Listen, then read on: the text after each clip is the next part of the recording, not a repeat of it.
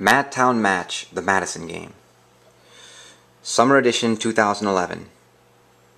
Manufactured in Madison by the Game Crafter. This game can be found at thegamecrafter.com. A game by 10 Gram Rabbit Games.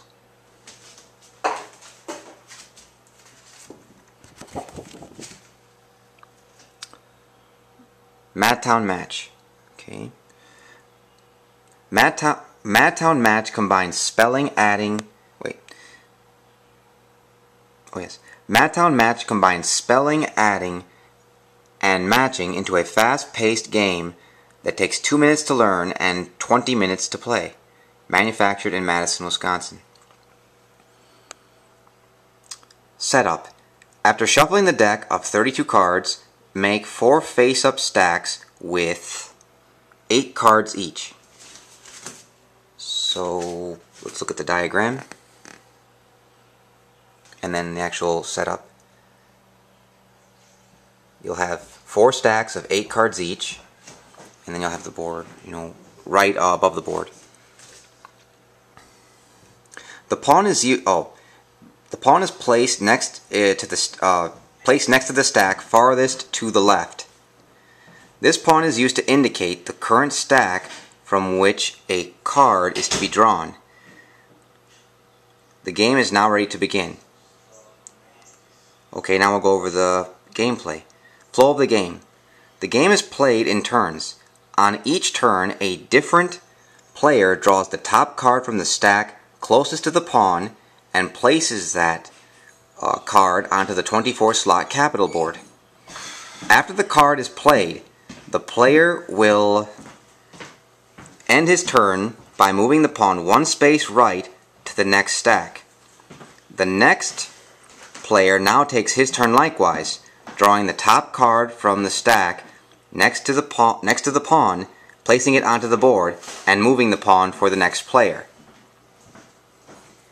Goal. Players collect cards by making Madtown matches. And those are pretty much the matches that are shown below. The matches are spelling the word mad, matching 3 identical states of the same mental state or the same type of madness, which is indicated by the pictures, or adding to the number 10. Important note, all matches including spelling can be made up, down, forward, backward, and diagonally. So that's pretty much the entire game, and so basically cards are going to be, pretty much a player is going to take their turn by taking the card next to the pawn, the yellow pawn, and putting it down somewhere onto the board. There are 24 spaces. They can put it down anywhere they want to. And then after they're done putting a card down, they're going to be moving the token over for the next player. And then they'll do likewise. They'll take a card and then they'll place it onto the board. And then they'll move the token to the next slot over to the right. And when the token finally reaches here, for the next turn it's going to actually move over back to where it initially started. So the cycle keeps on continuing this way for each turn.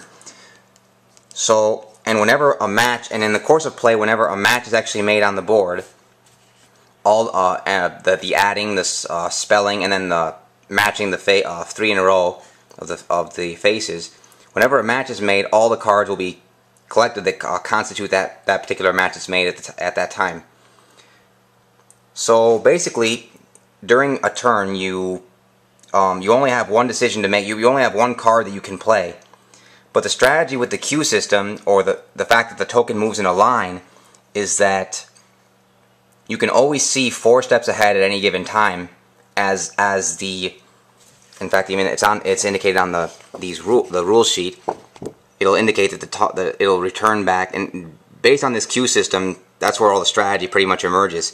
You only have one card you can play during your turn, but you can always see 4 steps ahead at any given time.